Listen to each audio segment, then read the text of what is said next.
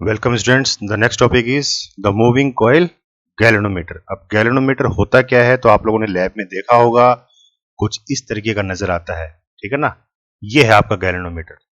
अब इसकी हम प्रिंसिपल, वर्किंग, कंस्ट्रक्शन, थ्योरी सब कुछ डिटेल में हम इसको स्टडी करेंगे, क्या काम आता है, कैसे हम इसको यूज में लेंगे। लेकिन फिलहाल इसके अंदर का आपको मैकेनिज्म दिखाता हूं कि इसके अंदर क्या होता है। ठीक है, तो इसके अंदर कुछ इस तरह का आपको सेटअप मिलेगा। ये जो नोब आप यहां देख रहे हो ना, ये वाली नोब, ये नोब देखो, ये है। ठीक है, तो आप समझ लो कि इसके अंदर है, सेम टू सेम ऐसा ही सिस्टम होता है। ये आप इसमें दो स्प्रिंग देख रहे हो, ये इसको रीस्टोरिंग टॉर्क प्रोवाइड करती हैं। ये क्या होती है मैं आपको आगे बताऊंगा। ये आपकी दो मैग्नेट हैं, नॉर्थ और साउथ, ठीक है ना, ये परमानेंट मैग्नेट है। और इसके बीच में एक रेक्टेंगुलर कोयल है आपकी, जो कि करंट कैरी करती है। तो हमने एक टॉपिक पीछे किया था, the torque acting on a current carrying rectangular coil which is placed in magnetic field. ठीक है, तो उसी प्रिंसिपल पे ये काम करता है। इसके ऊपर एक मैग्नेटिक फोर्स लगेगा, इसकी आर्म्स के ऊपर, और उस वजह से इसके अंदर एक ट्विस्टिंग फोर्स यानी कि टॉर्क इसमें जो है क्रिएट होगा। और इसके साथ एक नीडल लगी हुई है ये, जो कि इंडिकेटर्स के ऊपर से घूमती है। ठीक है ना, तो ये एल्युमिनियम की नीडल होती है। एल्युमिनियम इसलिए क्योंकि एल्युमिनियम का बहुत ही लाइट वेट होता है एल्युमिनियम, ठीक है ना, तो इसलिए हम एल्युमिनियम यूज करते हैं। और ये इसके ऊपर से स्लाइड करती है। ठीक है, स्प्रिंग का जो काम है, ये रीस्टोरिंग टॉर्क प्रोवाइड करता है। इसका मतलब ये है कि मान लीजिए जब करंट आएगा, डिफ्लेक्शन होगी, तो ये नीडल या तो लेफ्ट की तरफ जाएगी या राइट की तरफ जाएगी। लेकिन जब आप करंट प्रोवाइड नहीं कर रहे हो, तो उस केस में ये नीडल अपनी ओरिजिनल पोजीशन पे आ जाए, इसके लिए ये स्प्रिंग से लगे हुए हैं। ठीक है ना, जो इसको ओरिजिनल पोजीशन पे लेके आ जाते हैं। तो कुछ इस तरह का सेटअप है, आगे मैं आपको बताऊंगा इसके बारे में। आपकी टेक्स्ट बुक में जो डायग्राम दे रखा है वो कुछ इस तरीके से दे रखा है। ठीक है, तो आपको नोटबुक में ये बनाना है आपको डायग्राम। ये क्रॉस सेक्शनल डायग्राम है। ठीक है ना, ये आपकी दो मैग्नेट है, और इसको अगर अपन ऊपर से देखें तो ये पूरा सिस्टम आपको इस तरीके से नजर आएगा। ठीक है ना, तो ये आपकी सॉफ्ट आयरन कोर होती है, ये अंदर ये सॉफ्ट आयरन कोर है, और इसके ऊपर ये रेक्टेंगुलर कोयल जो आपको ऊपर ये येलो कलर में देख रहे हो, ऊपर कोयलिंग होती है इसके ऊपर। ठीक है ना, ये वाइंडिंग हो रखी है। तो ये देखिए, सॉफ्ट आयरन कोर के ऊपर ये वाइंडिंग वाले जो आप वायर देख रहे हो, तो ये वाइंडिंग है। और ये जो स्प्रिंग है आपका ये, ठीक है ना, ये स्प्रिंग है। तो इस तरह का कुछ सेटअप रहेगा। किस प्रिंसिपल पे काम करता है ये? तो when a current carrying coil placed in magnetic field experiences a torque and thus deflects. तो कोई भी करंट कैरिंग कोयल जब मैग्नेटिक फील्ड में हम रखेंगे, तो उसके ऊपर एक ट्विस्टिंग फोर्स या फिर एक टॉर्क उसके ऊपर जनरेट होता है, और इस तरीके से वो डिफ्लेक्शन अपने को शो करेगा। ठीक है, तो इसका बेसिक जो कंस्ट्रक्शन है, a thin insulated copper wire with number of turns wind on a rectangular frame placed between the poles of a concavely shaped magnet. तो देखिए, कॉन्केवली शेप्ड मैग्नेट के बीच में, ये जो मैग्नेट है कॉन्केव शेप में, देखिए आप, ये कॉन्केव शेप में मैग्नेट है, और इसके बीच में ये हमने कॉपर की जो वाइंडिंग की एक रेक्टेंगुलर शेप के ऊपर, और किसके ऊपर की है, सॉफ्ट आयरन कोर के ऊपर हमने की है। To this coil an aluminium pointer is attach to it to know the deflection. और इसको एक एल्युमिनियम पॉइंटर के साथ हमने जोड़ दिया, जो कि हमें डिफ्लेक्शन शो करेगा। Two spiral springs attach to the coil provide restoring couple. तो जो स्प्रिंग का काम होता है, ये क्या करवाते हैं अपने को, रीस्टोरिंग कपल, एक तरीके से रीस्टोर करता है, मतलब वापस अपनी ओरिजिनल पोजीशन पे ले आएगा उसको। जब कोई भी करंट इसमें से फ्लो नहीं होगा, तो जो उस वक्त जो रीडिंग आनी चाहिए, ठीक है ना, नल डिफ्लेक्शन, तो वो वहीं पे उसको सेट करता है, वापस वहीं ले आएगा। A steel cylinder also placed in the coil which enhance the magnetic field. तो मैंने आपको बताया, ये जो है, ये जो सिलेंड्रिकल आप देख रहे हो, ये सॉफ्ट आयरन कोर है। इसके ऊपर हम कोयल की वाइंडिंग करते हैं। सॉफ्ट आयरन कोर को हम इसलिए यूज करते हैं ताकि हम जो मैग्नेटिक इफेक्ट है, जो मैग्नेटिक फोर्स उसके ऊपर लगेगा, उसको हम बढ़ावा दे सके, ठीक है ना, उसको एनहेंस कर सके। ये कैसे काम करता है, ये हम आने वाले चैप्टर्स में स्टडी करेंगे डिटेल में। The steel cylinder together with concavely shaped poles provide radial magnetic field. और इसको कॉन्केव शेप इसलिए दे रखी है ताकि मैक्सिमम सरफेस के ऊपर जो है मैग्नेटिक फोर्स लग पाए इसके, ठीक है ना। और मतलब एक तरीके से ये कह लो कि इसकी सेंसिटिविटी बढ़ाने के लिए, ठीक है, सेंसिटिविटी अच्छी होगी, हल्का सा करंट भी आएगा तब भी ये डिफ्लेक्शन शो करेगा, ठीक है। तो इसके लिए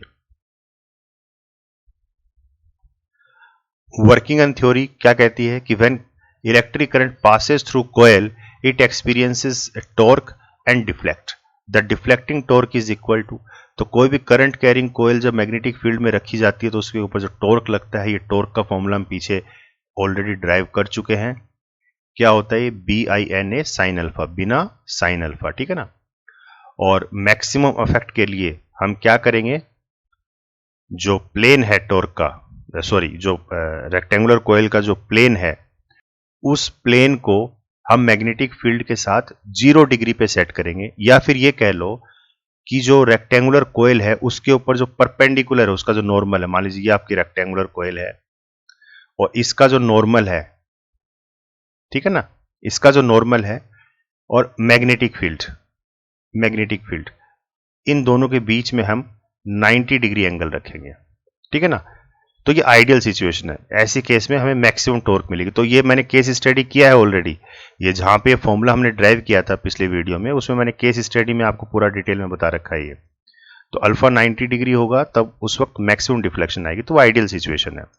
तो since radial magnetic field parallel to plane of the coil so that torque is proportional to the current, तो देखिए यहां पे क्या हो गया, साइन अल्फा जो है 90 डिग्री हो गया, तो इसका मतलब ये तो 1 हो जाएगा फैक्टर, तो आपका टॉर्क किसके बराबर आ गया, BINA, ठीक है ना, बिना। The coil deflect by an angle theta which produces a restoring couple in the spring connected to the coil if C is the couple per unit twist.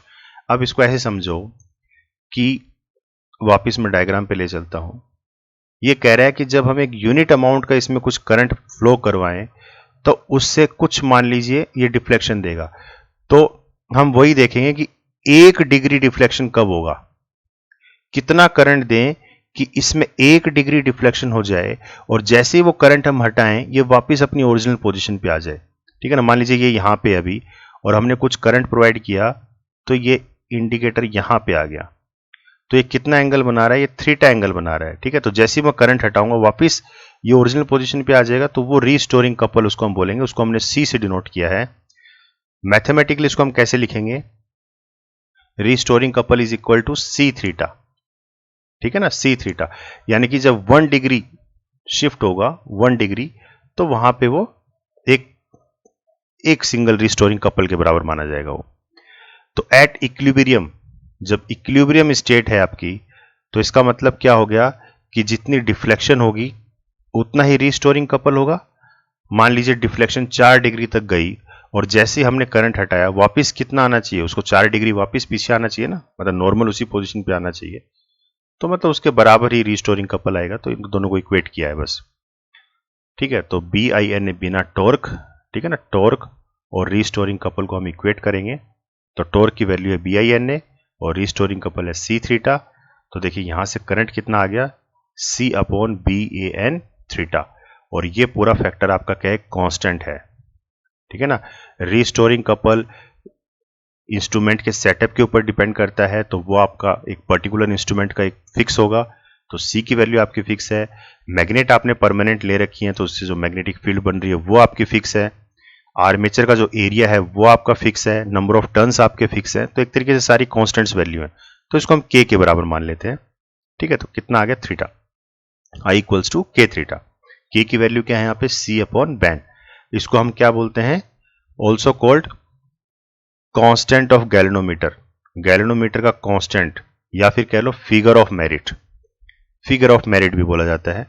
आप लोग 12th क्लास में इससे रिलेटेड एक practical भी करोगे, ठीक है ना, फिगर ऑफ मेरिट उसमें आप निकालोगे गैल्वेनोमीटर की, तो ये चीज है।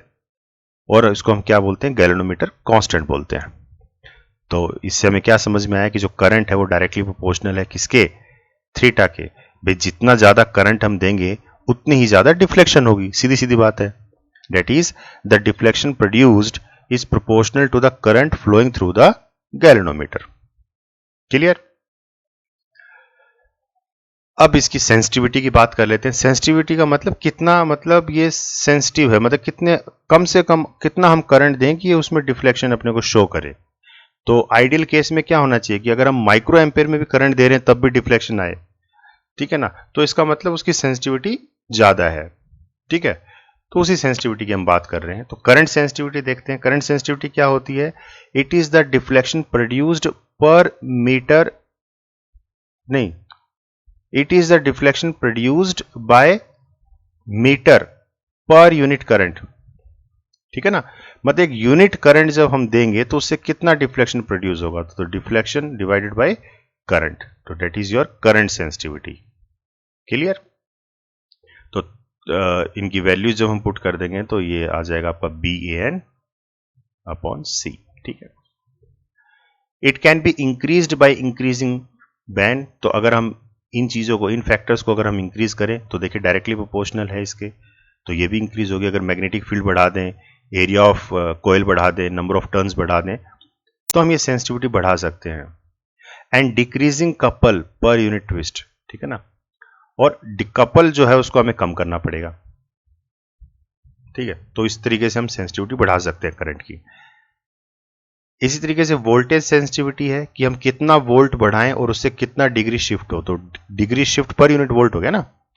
तो it is the deflection produced by meter per unit volt, ठीक है ना। मीटर यहां पे ये कोई नापने वाला मीटर नहीं है, ये गैल्वेनोमीटर की बात हो रही है, गैल्वेनोमीटर की बात हो रही है, ठीक है ना। तो जो डिफ्लेक्शन है गैल्वेनोमीटर की, पर यूनिट वोल्टेज कितनी आती है, तो डिफ्लेक्शन डिवाइड बाय वोल्ट, ठीक है ना। तो डिफ्लेक्शन पर यूनिट वोल्ट, तो इसमें V क्या होता है IR, और I की वैल्यू हम पुट कर देंगे जो हमने पीछे ड्राइव किया अभी, तो ये क्या आ जाएगा BAN अपॉन CR। तो ये आ गई वोल्टेज सेंसिटिविटी, ठीक है। इस तरीके से ये आपकी करंट सेंसिटिविटी। और इसी तरीके से होती है गैल्वेनोमीटर सेंसिटिविटी। अब गैल्वेनोमीटर सेंसिटिविटी क्या है, तो G is said to be very sensitive if it shows large deflection even when a small current is pass through it, ठीक है ना। तो वही चीज है कि हम कितना कम से कम करंट दें और उसमें कितनी ज्यादा से ज्यादा डिफ्लेक्शन हो रही है, ठीक है। तो अगर हल्के से करंट में भी अगर ज्यादा डिफ्लेक्शन हो रही है, इसका मतलब हाईली सेंसिटिव आपका डिवाइस, ठीक है। तो यहां पे हम सीधा सीधा डिफ्लेक्शन को ही देख रहे हैं एक तरीके से। तो थीटा किसके बराबर आ जाएगा, BAN अपॉन C इंटू आई, मतलब यही वाला एक्सप्रेशन है। यहां से आप थीटा निकाल लो बस, तो थीटा किसके बराबर हो गया, BAN अपॉन C इंटू आई। क्लियर है? तो थीटा देखा जाए तो इनवर्सली प्रोपोर्शनल टू कपल है और डायरेक्टली प्रोपोर्शनल टू NBA है, ठीक है ना। ये डायरेक्टली प्रोपोर्शनल है और यहां पे इनवर्सली प्रोपोर्शनल। क्लियर? तो करंट सेंसिटिविटी, वोल्टेज सेंसिटिविटी और galvanometer sensitivity. Conversion of galvanometer to voltmeter. अब गैल्वेनोमीटर को हम एज ए वोल्टमीटर भी जो है बना सकते हैं, ठीक है ना। गैल्वेनोमीटर को हम एज ए वोल्टमीटर भी काम में ले सकते हैं। अब पहले तो ये समझो कि वोल्टमीटर का काम क्या होता है। तो वोल्टमीटर आपका काम करता है सर्किट के अंदर वोल्टेज को मेजर करने के लिए। जैसे मान लीजिए ये आपका कोई भी लोड है, ये मेरा RL कोई लोड है और इसको मैंने सप्लाई दी, ठीक है ना। ये मैंने इसको पोटेंशियल प्रोवाइड कर दिया, कोई भी EMF दे दी, ये कह लो आप। और कितना पोटेंशियल इसके अक्रॉस जाएगा तो वो मैं इसके पैरेलल में लगाऊंगा वोल्टमीटर। ये वोल्टमीटर मैंने इसके पैरेलल में लगा दिया, तो इस लोड के अक्रॉस कितना पोटेंशियल ड्रॉप होगा वो ये मेरी वोल्टमीटर जो है वो रीडिंग दे देगा, ठीक है ना। तो वोल्टमीटर को हम हमेशा पैरेलल में कनेक्ट करते हैं। ऐसा क्यों? क्योंकि इंटरनल रेजिस्टेंस जो होती है वोल्टमीटर की वो ज्यादा होती है, ठीक है ना। ये चीज आप नोट करो बेटा, voltmeter it is always connected in parallel because it has high internal resistance, ठीक है ना। इसकी इंटरनल रेजिस्टेंस बहुत ज्यादा होती है, इसलिए इसको हम पैरेलल में कनेक्ट करते हैं। और इसकी इंटरनल रेजिस्टेंस हम ज्यादा क्यों रखते हैं? क्योंकि देखिए ये आपकी सप्लाई है, करंट आपका इस तरीके से गया, यहां पे आके आपका करंट डिस्ट्रीब्यूट होगा दोनों आर्म्स के अंदर। तो हमें क्या चाहिए, हमें लोड के अक्रॉस मैक्सिमम करंट पहुंचाना है ना, तो हम क्या चाहेंगे कि जो वोल्टमीटर हमने कनेक्ट किया है वो अपनी तरफ से कोई भी करंट कंज्यूम ना करे, या अगर करे तो बहुत ही कम अमाउंट का करंट कंज्यूम करे, ठीक है ना, क्योंकि हमारा पर्पस है मैक्सिमम करंट आरएल के अंदर से जाने का। तो इसमें से हम करंट को ब्लॉक करेंगे। तो ब्लॉक करने का मतलब क्या है, इसकी रेजिस्टेंस अगर हम बढ़ा दें, ठीक है, तो करंट हमेशा इजी पाथ फॉलो करता है, ठीक है। तो रजिस्टिव लोड के कंपैरेटिवली अगर वोल्ट मीटर की रेजिस्टेंस ज्यादा होगी तो करंट जाहिर सी बात है लोड से ज्यादा गुजरेगा, ठीक है। तो इसीलिए हम वोल्ट मीटर के अंदर की जो रेजिस्टेंस है, इंटरनल रेजिस्टेंस, वो ज्यादा रखते हैं। और इसी वजह से हम वोल्ट मीटर को कभी भी सीरीज में कनेक्ट नहीं करते। अगर सीरीज में आप कनेक्ट कर दोगे ना तो सारा करंट ब्लॉक कर लेगा, वो लोड तक आपका करंट ही नहीं पहुंचेगा, ठीक है ना। तो इसीलिए इसको पैरेलल में जोड़ा जाता है ताकि सारा का सारा करंट आपका लोड में से गुजरे और वोल्ट मीटर में से मिनिमम अमाउंट का करंट, जितना इसको चाहिए भाई रीडिंग देने के पर्पज से, बस उतना ही करंट उसमें से फ्लो हो। तो वोल्ट मीटर की रेजिस्टेंस हमेशा हाई होती है, इसकी इंटरनल रेजिस्टेंस। अब इस चीज को ध्यान में रखते हुए आप मुझे यह बताओ कि गैल्वेनोमीटर को हम कैसे बना सकते हैं वोल्ट मीटर। तो एक चीज तो यही ध्यान रखनी है कि इंटरनल रेजिस्टेंस उसकी हाई होनी चाहिए, ठीक है। तो देखिए, a galvanometer can be connected to voltmeter by connecting a high resistance in series with it, ठीक है ना। तो सीरीज में हम क्या करेंगे, गैल्वेनोमीटर की सीरीज में हम एक हाई रेजिस्टेंस जो है कनेक्ट कर देंगे, ठीक है। तो जैसे मान लीजिए ये आपका गैल्वेनोमीटर है जिसकी इंटरनल रेजिस्टेंस कितनी है, G है, और इसके सीरीज में हमने एक रेजिस्टेंस R हमने कनेक्ट कर दी, ठीक है। तो अब ये आपका क्या बन गया, एक वोल्ट मीटर बन गया, क्योंकि हमें पता है कि सीरीज में रेजिस्टेंस क्या होती है, ऐड हो जाती हैं, ठीक है ना। तो रेजिस्टेंस आपकी ऐड हो जाएगी तो ओवरऑल रेजिस्टेंस आपकी बढ़ गई, ठीक है ना। तो वही चाहिए हमें, हमें वोल्ट मीटर की इंटरनल रेजिस्टेंस हाई चाहिए, ठीक है। तो वही काम यहां हो जाएगा। तो आप अब इसमें लगा सकते हो, केवीएल रूल लगा दो। ये मान लीजिए आपने यहां सप्लाई लाइन दे रखी है इसको इस तरीके से, ठीक है ना, ये सर्किट बना लो ऐसे। तो क्या हो जाएगा, किरचॉफ्स वोल्टेज रूल लगाओ इसके अंदर, केवीएल इस लूप के अंदर। तो ये बन जाएगा आपका IG, और ये दोनों रेजिस्टेंस आपके ऐड हो जाएंगे, तो IG G plus R equal to V के बराबर, ठीक है ना। तो G प्लस आर क्या हो गया, V अपॉन IG। IG क्या है, current that is flowing through the galvanometer. तो R जो हो गया, R की वैल्यू क्या है भाई, कितना हम रेजिस्टेंस जोड़े हैं इसके सीरीज में, तो R की वैल्यू क्या निकल के आएगी, V upon IG minus G। Clear है। तो since the resistance of a voltmeter is very high, hence it is always connected in parallel to the circuit. कि वोल्टमीटर की इंटरनल रेजिस्टेंस हाई होती है इसलिए इसको हम पैरेलल में कनेक्ट करते हैं, और उसी चीज को ध्यान में रखते हुए हमें हाई रेजिस्टेंस डिवाइस बनाना था। तो गैल्वेनोमीटर के साथ हमने सीरीज में एक रेजिस्टेंस जोड़ दी, जिससे रेजिस्टेंस ओवरऑल क्या हो गई, बढ़ गई, तो वो एज ए वोल्टमीटर काम करेगा। आप चाहो तो लैब में भी करके देख सकते हो चीजें, ठीक है ना। कई बार क्या होता है कि वोल्टमीटर अवेलेबल नहीं होता हमारे पास या खराब हुए रहते हैं, तो उस केस में हम गैल्वेनोमीटर को भी यूज करके एज ए वोल्टमीटर काम में ले सकते हैं, ठीक है। और इसी तरीके से हम एज ए एमीटर भी काम में ले सकते हैं गैल्वेनोमीटर को। तो conversion of galvanometer to ammeter.